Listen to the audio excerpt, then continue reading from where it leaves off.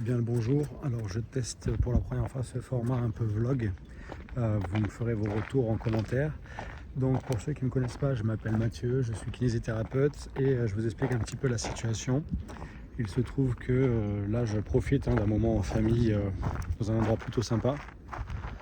Voilà, pour faire le point sur mon métier donc de kinésithérapeute que j'ai choisi d'exercer toujours à Paris, alors que je vis maintenant depuis 2 ans dans le sud de la France, puisque c'est de là d'où je viens. Alors, il se trouve que là, la sécurité sociale a décidé de faire ce qu'on appelle une chasse au dépassement d'honoraires, et en particulier pour le dépassement pour exigence. C'est-à-dire que, en gros, la Sécu, qui ne nous a jamais revalorisé depuis le début de mon exercice, c'est-à-dire 2012, où là, la grosse augmentation avait eu lieu, c'était 2,04 € de la lettre clé à 2,15 € de cette même lettre clé. Ça, c'est ce qu'il vous faut comprendre, c'est que c'est un petit peu le coefficient de base de la sécurité sociale. Et après, suivant la pathologie pour laquelle le patient vient, vous multipliez ça par 7,5 ou 9,5 à l'époque, en fonction de si c'était un membre, ou si c'était le dos, ou si c'était quelque chose comme ça. Bon, peu importe. Tout ça pour vous dire que ça n'avait pas bougé. Là, on vient d'avoir une petite revalorisation dans des conditions un petit peu bizarres d'acceptation d'une partie de la profession et pas de tout le monde, mais c'est comme ça. On l'accepte. Ce qu'il y a, c'est que malgré cette revalorisation, on ne peut absolument pas vivre de notre activité au tarif sécu. C'est juste pas possible. Si on respecte ce qu'on appelle la convention, c'est-à-dire le morceau de papier qu'on a signé sur le coin d'une table en 5 minutes en sortant d'études, parce qu'il vous le faut pour commencer à bosser d'après ce que vous donne comme marche à suivre l'ordre. Donc personne ne lit ces 100 et quelques pages. Et en fait, dedans, il est stipulé effectivement que le dépassement est autorisé s'il respecte des conditions.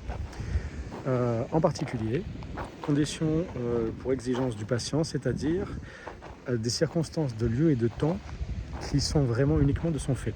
Je m'explique.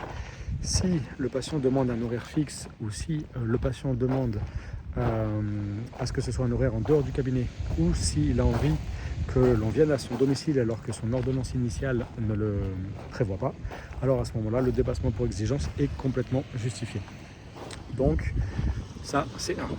Deuxièmement, la systématicité de ce dépassement d'honoraires. Effectivement, ce qui s'est passé, c'est que pour avoir des salaires entre guillemets décents, ou des revenus d'activité plutôt décents, le dépassement pour exigence a eu tendance à se démocratiser et à se répandre un peu dans la capitale.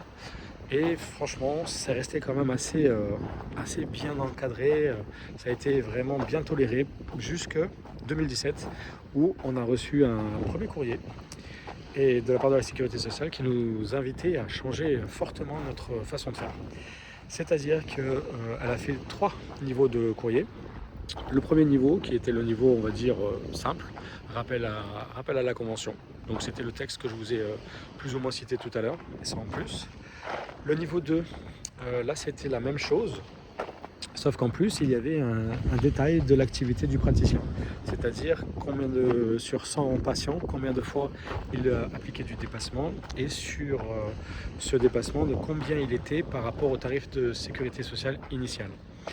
Je vais vous redonner les chiffres parce que c'est important de les connaître.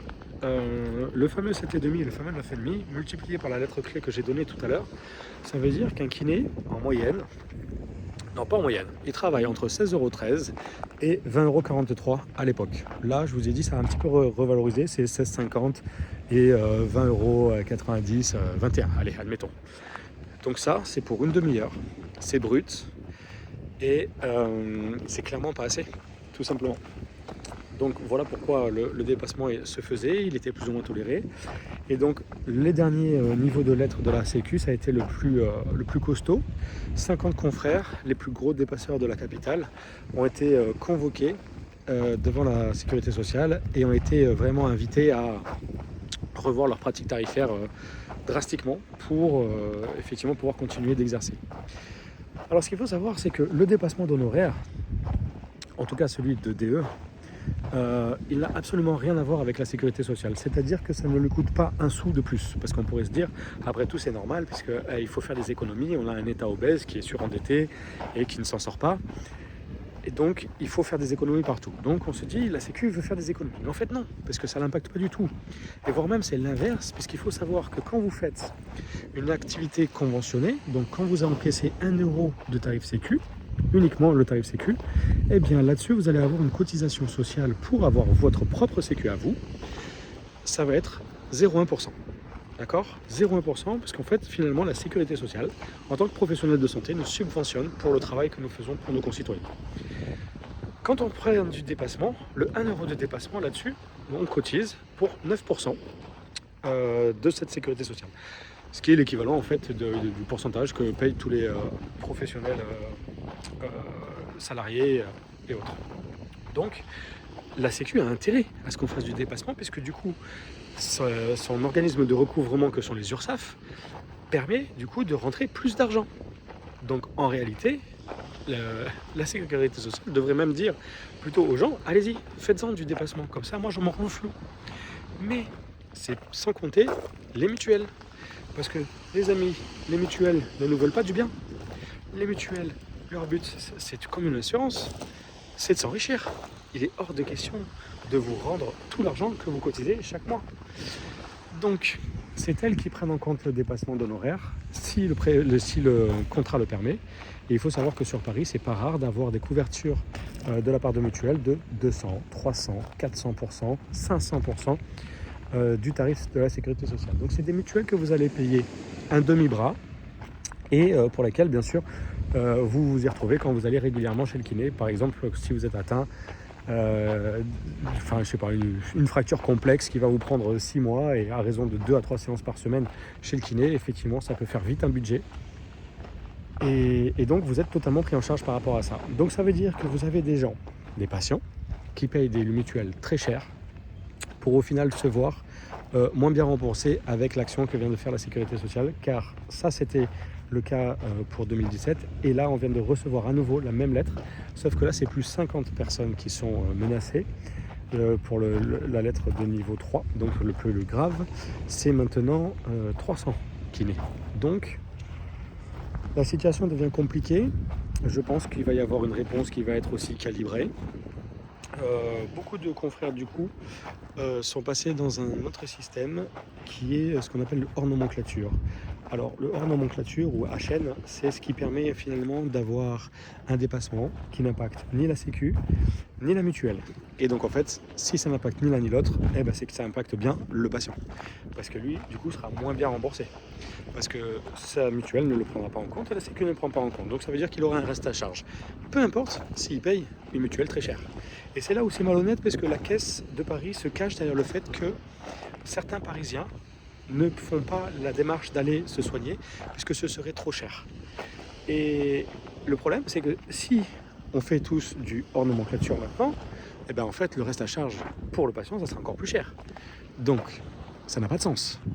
Le discours ne tient pas, c'est pas correct. Donc, on voit bien que c'est vraiment la volonté derrière des mutuelles d'aller chercher de l'économie.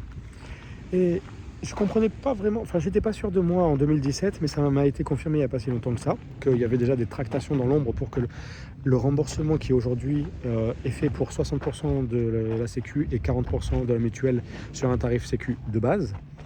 Là, ils sont en pourparlers pour éventuellement passer sur un 50-50. Donc les mutuelles dans leurs négociations auraient tendance à se dire pourquoi pas, on va y songer si vous mettez déjà un petit coup de pied dans la fourmilière là et que vous nous chassez un peu ce DE. Donc voilà ce qui se passe.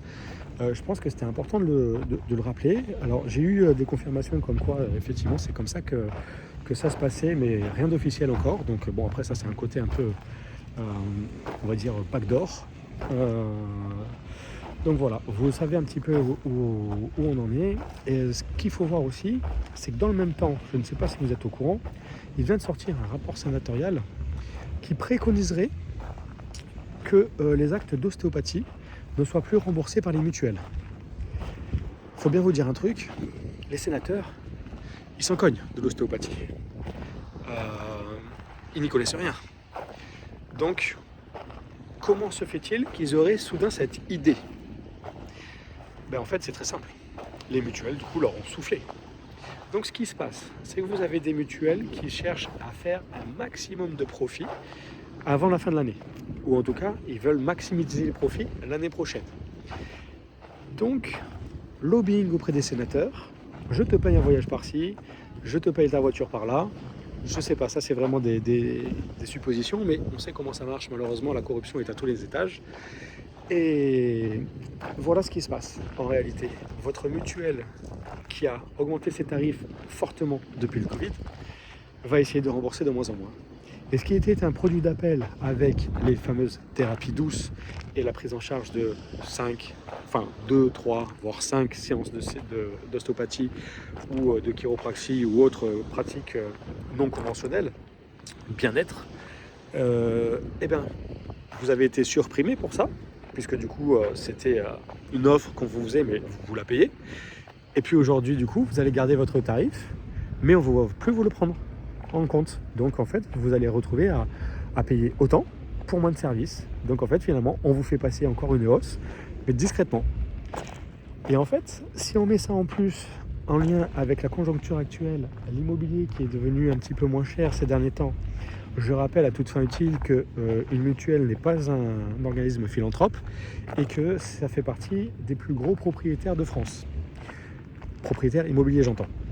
Donc en fait, ce qui se passe, moi, mon hypothèse, mais je ne peux pas le prouver, c'est que, elle a profité là de la remontée des taux, que les gens étaient vraiment pris à la gorge pour certains, pour faire de bonnes affaires en immobilier. Donc tout le cash dont elle disposait, elle l'a investi en apport et elle a levé du crédit auprès des banques. Donc elle cherche à se renflouer. Ou à l'inverse, elle cherche à coffrer au maximum pour pouvoir faire des offres à la casse et pouvoir devenir encore plus propriétaire afin de revendre tout ça dans les 15-20 ans avec une belle marge. Et tout ça sur notre dos à tous. Donc voilà, c'était pour vous faire un petit compte rendu de la situation selon moi, qui peut bien sûr complètement être faux, il n'y a pas de souci là-dessus. Moi je suis ouvert à la discussion. Je veux bien qu'on me démontre que j'ai tort. Maintenant, bon, j'ai quand même un collègue qui était bien placé, puisqu'il m'avait prévenu là déjà depuis 3-4 mois que la Sécu allait nous refaire des lettres. Et il avait déjà à peu près déjà les bons indicateurs. Et puis cette même personne connaît un financier d'un gros organisme de mutuelle, et en fait il me disait, alors là le rapport je l'ai plus vraiment en tête, mais ça va être à peu près ça, que sur 1 euro que vous donnez à votre mutuelle, il y en a seulement 55 centimes qui vous sont reversés, ou qui sont reversés à l'ensemble des sociétaires. Donc il faut bien vous dire qu'il y a 45 autres centimes qui sont investis quelque part, soit sur des produits financiers, soit sur de l'immobilier. Donc voilà la réalité aujourd'hui, en tout cas moi de ce que j'en comprends. Après, libre à vous de me dire ce que vous en pensez.